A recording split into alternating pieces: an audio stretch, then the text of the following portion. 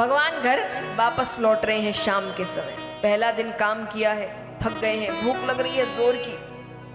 अब गोपियां भी घर वापस आ रही थी जो दूध दही माखन बेचने जाती थी। अब जरूरी नहीं कि रोज हर हांडी बिक जाए, तो कुछ हांडियां बच गई माखन की और भगवान को लग रही है भूख। भगवान ने कहा रे गोपी, एक दो हांडी हमऊ दे जा। गोपिया ने कहा क्यों दे दे, तू है कौन? हमें तो ये भी पक्का नहीं कि तू नंदराय का छोरा है, हमें तो लगता है तुझे लेकर आए हैं कहीं से। भगवान का रंग सावला था ना, और बाकी परिवार में किसी का रंग सावला नहीं था। यशोदा मैया गोरी, नंद बाबा गोरे, बलदाऊ भैया गोरे, तो गोपियां कहती थी तू इनका बेटा ही नहीं है। तो भगवान को बड़ा गुस्सा आता था इस बात पर।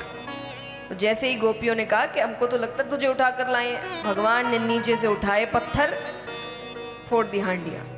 अब वो सर पर रखी है तो सब माखन गिर गया उन पर। गोपियां कहती है आज यशोदा के पास ऐसे ही जाएंगे। बड़ा कहती थी मेरा बेटा शैतान नहीं है, अब हम पागल तो नहीं है अपनी हांडिया अपने ऊपर ही उड़ेल लेंगे। तो सब नंदघर जाने लगती है। यहाँ ग्वाल वालों ने कहा कन्हैया अगर आज ही ऐसे चली गई तो आज तो पिटाई पक्की है। तो भगवान कैसे तैसे गिरते पड़ते दौड़ते भागते गोपियों से पहले घर पहुंचते।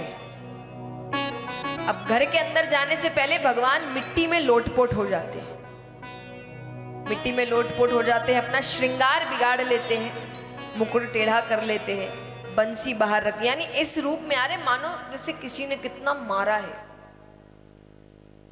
और भगवान आते हैं, जैसे यशोदा मैया ने दरवाजा खोला कि मानो उनका कलेजा उनकी मुख में आ। यशोदा मैया कहती है किसने मारा, मैंने बोला था नहीं जाने को। भगवान रोए जाए रोए जाए रोए जाए। यशोदा मैया कहती क्या हो गया, अब तू मुझे बता किसने ये हालत की। भगवान कहते मैया मैं थक गया था तो मैं पेड़ के नीचे, कदम के पेड़ के नीचे बैठा था, तो कुछ गोपियां आती है और आकर मुझसे कहती है कि बंसी बजा। मैया मैंने मना कर दिया कि मैं थका हूं, मैं नहीं बजाऊंगा, तो उन्होंने मेरी बंसी तोड़ दी। इसीलिए भगवान बंसी बाहर छोड़कर आए थे। वो कहे मेरी बंसी तोड़ दी, मुझे इतना मारा।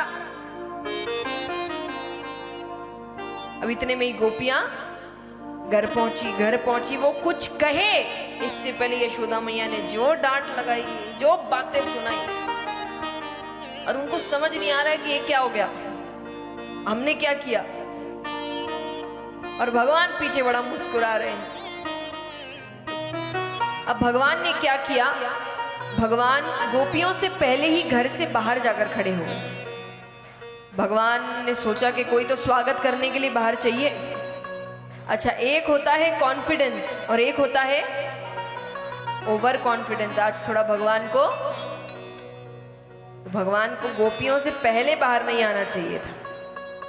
अब क्योंकि भगवान बाहर है तो गोपियों ने घर से बाहर निकलने से पहले एक योजना बना ली।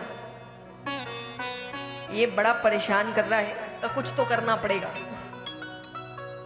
तो जैसे ही गोपियां बाहर निकलती है कि भगवान मुस्कुरा रहे हैं, कैसी रही। गोपियों ने कहा कन्हैया तू तो बड़ा होशियार है, हम तो हार गए तुझसे। फिर एक गोपी ने पीछे से इशारा, ये सब स्क्रिप्टेड है, हाँ ये सब अंदर से प्लानिंग होकर आई है, क्या करना है क्या नहीं करना है। तो एक गोपी कह रही है कि तू बड़ा होशियार है ये, दूसरी गोपी कहती है अरे वो प्रभावती ताई वाली बात तो बता। दूसरी कहती है अरे नहीं छोड़ना। भगवान कहते क्या हुआ, बोलो बोलो।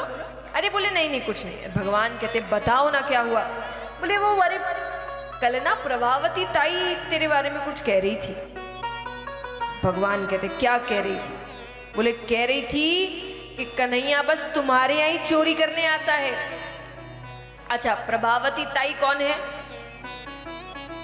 जैसे हर मोहल्ले में या हर परिवार में, रिश्तेदारों में एक ना एक ऐसे अंकल आंटी होते हैं जिनसे बच्चे बहुत डरते हैं। उन्हीं के नाम से बच्चों को खाना खिलाया जाता है, दूध पिलाया जाता है, दिखा लो वरना वो आ जाएंगे।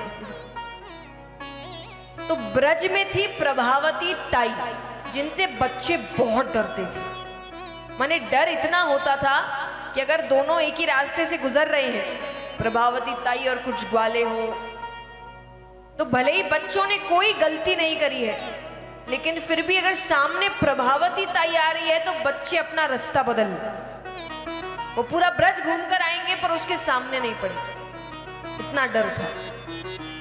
तो गोपियों ने कहा कि प्रभावती ताई कह रही थी कि कन्हैया बस तुम्हारे यहाँ ही चोरी करने आता है, मेरे यहाँ तो नहीं आता, क्योंकि मुझसे डरता है। तुम लोगों ने छूट दे रखी है उसको, बहुत सर पे चढ़ा के रखा है। हम और आप कोई कह दे कि हम किसी चीज से डरते तो हमारे अंदर इतना कि हम वो तो परम पिता परमेश्वर दुनिया में पूरे ब्रह्मांड में किसी से ना डरे। भगवान कहे मैं डरता हूं, हम नहीं कह रहे, वो कह रही थी। भगवान कहते तो कल दोपहर में प्रभावती ताई के घर के पीछे आना, तुम्हें उनके घर का माखन खिलाऊंगा। अब गोपियां दौड़ी हुई प्रभावती ताई के पास गई कि ताई संभल के रहना, कल दोपहर में कन्हैया आएगा। उसने ही कहा है, ताई भी संभल गई। भगवान अपने मित्रों को श्रीदामा, मुदमंगल, मधुमंगल सब को लेकर पहुंचते हैं। घर का दरवाजा खुला है। भगवान को इतना, पहले दरवाजे बंद रहते भी नहीं थे, चोरी चकारी कुछ होती नहीं थी। तो भगवान सोचे कि आस पड़ोस में गई होगी, तो भगवान अंदर चले गए। भगवान माखन के कमरे गए। माखन के कमरे में माखन छीके पर रखा है। छीका यानी ऊपर लटका कर। अच्छा, दरवाजे के पीछे ही प्रभावती ताई खड़ी है, पर वो सही मौके पर निकलने का इंतजार कर रही है कि मौका ऐसा हो कि ये भाग ना पाए। तो भगवान ने सबसे कहा कि चलो लगो अपने अपनी जगह पर। तो नीचे श्रीदामा, मुदमंगल, मधुमंगल, फिर सबसे ऊपर भगवान रहते थे। अच्छा, ताई ने क्या किया, माखन भी एकदम नीचे रखा हांडी में, और हांडी बड़ी रखी। हाथ अंदर डालने में समय लगेगा, जितना समय अंदर डालने में लगेगा उतना समय बाहर निकलने में भी लगेगा। तो भगवान देखते हैं, भगवान कहते है माखन है। जैसे ही भगवान ने कहा माखन है कि पीछे से प्रभावती ताई आती। अब वो ताई को देकर नीचे से श्रीदामा दौड़ता है, मुदमंगल दौड़ता है, मधुमंगल दौड़ता है। जब तक भगवान हाथ हांडी से बाहर निकाले, नीचे से सब गायब। भगवान लटके रह गए। प्रभावती ताई उनको नीचे उतारती है, कसकर हाथ खींच कर लेकर आ रही है। भगवान कहते अरे ताई मुझे छोड़ दे, ताई देख पूरा ब्रज देख रहा है, सब कहेंगे नंदराय का छोरा चोर है। ताई कहती है कहेंगे, सबको पता है, तेरी माता के अलावा पूरा ब्रज जानता है कि नंदराय का छोरा चोर है। भगवान कहते अरे ताई बरसाने से किसी ने देख लिया तो मेरी शादी नहीं होगी। कौन दे चोर को अपनी बेटी। ताई ने कहा बात तो सही है, पर आज बड़ी मुश्किल से हाथ आया है, आज तो नहीं छोड़ने वाले। तब भगवान बात करते, भगवान कहते अच्छा एक काम करो, तुमको तो सिर्फ यशोदा मैया को दिखाना है ना। बोले हाँ बस उसको। तो बोले जब तक मेरा घर नहीं आ जाता तब तक अपने दुपट्टे से मेरा चेहरा ढक दो। ताई ने कहा ठीक है ये अच्छी बात है। तो उन्होंने अपने दुपट्टे से भगवान का पूरा चेहरा ढक दिया। अब वो लेकर आ रही है, घर पहुंचती है, जोर से चिल्लाती है अरे यशोदा देख तेरे लाला ने मेरे घर पर चोरी की, रंगे हाथों पकड़ा है मैंने उसे, बड़ा कहती थी मेरा बेटा चोर नहीं। यशोदा मैया आती है, अरे ताई क्या कह रही हो, मेरा बेटा अंदर सो रहा है। अच्छा, ताई को लगा कि बोल के गया होगा कि मैं सो रहा हूं और खिड़की से बाहर निकल गया होगा। ताई कहती सो रहा है तो बुलाओ। तो यशोदा मैया ने सेवकों को भेजा कि कन्हैया को उठा कर लाओ। थोड़ी देर बाद कमरे से भगवान निकलते हैं, आंखें मसलते, जैसे कितनी गहरी नींद से उठा दिया किसी ने। हाँ मैया। यशोदा मैया ने कहा था ना सो रहा है, जबरदस्ती उसकी नींद खराब कर दी। अब वो बाकी बात यशोदा मैया कर ही नहीं रही, उनको लग रहा है कि इसकी नींद का, वो लाड़ करके उसको वापस सुलाने कमरे में ले गई। ताई के मुख से एक शब्द नहीं निकला। क्यों नहीं निकला? कि अभी तक यहां से भी कोई गायब नहीं हुआ है।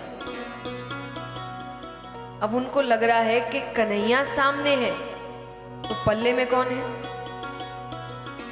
अब वो धीरे से अपना पल्ला उठाती है, जो दृश्य देखा वो दृश्य देखकर वो बेहोश हो गई। पल्ले के अंदर प्रभावती ताई के ससुर जी। बोल कृष्ण कन्हैया लाल की। उस वक्त ससुर के सामने भी नहीं पड़ते थे और ये कब से खींचते हुए लेकर आ रही थी, इसीलिए वो बेहोश हो गई उस डर के मारे कि क्या हो गया मुझसे। और भगवान ने ऐसी लीला करी कि शक एकदम भी ना जाए, तो यहां तक कि उनके ससुर जी के दाढ़ी मूछ पर माखन तक लगाया है कि खा यही रहे थे, नाम मेरा लग रहा है। और इस लीला के बाद हालत ऐसी हुई कि अब अगर कन्हैया और प्रभावती ताई एक रास्ते से आ रहे हैं तो प्रभावती ताई अपना रास्ता बदल ले पर वो कन्हैया के सामने ना पाए कि ये क्या लीला फिर कर दे।